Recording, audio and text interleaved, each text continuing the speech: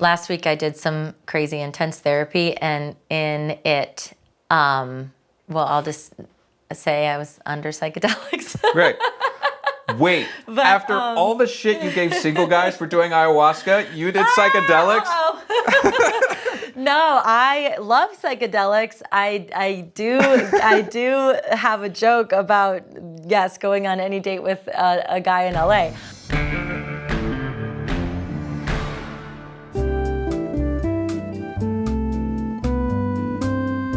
Today we're tattooing Amanda Kloots. I actually don't know that much about her life.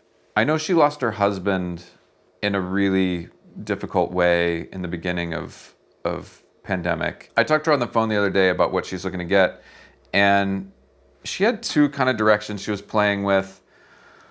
One was an astronaut, just like a simple drawing of an astronaut, kind of coming from the inspiration of the feeling, that initial wave of grief and disorientation that came after her husband died, which I definitely understand, you know, because you're going through this huge life event, but no one can feel it. You know, it's like there's an earthquake that only affects you. People often get tattooed at times that are really traumatic or dark because it's a way to make a decision that affects your path moving forward. You know, it helps you feel more in control, where it's like, okay, like all this crazy shit's happening, but I'm gonna, you know, put an astronaut on my arm and that will, you know, help me understand this feeling more.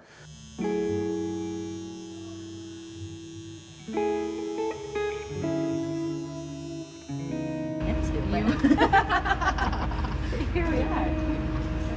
Hi, how are you? Nice to meet you. Thanks so much for coming into this weirdo circus. No, I appreciate love the it. weirdo circus. So just like casual.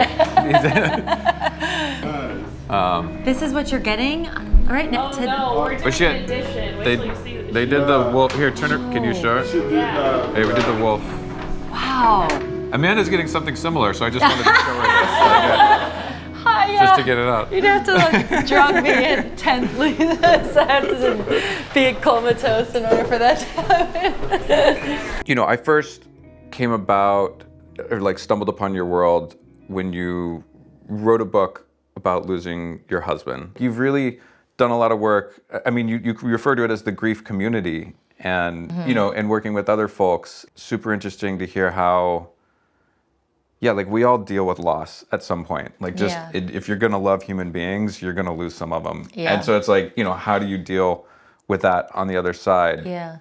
Grief stays with you. Like like if you would have talked to me last week, I would have been a sobbing mess. I just had a horrible week of like grief pain. It was just bad.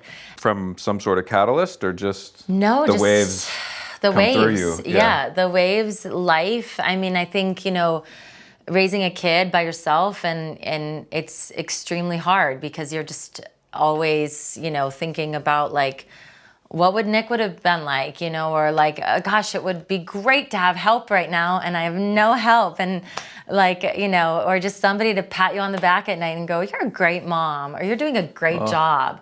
I don't have that. And so like it hits you. And so it just like, it's just that over time, and then like you just break down. So like last week was a breakdown week. So I think like the astronaut won't necessarily, and if I get it today or whenever, it won't necessarily symbolize, I think it'll just symbolize that it is a part of me.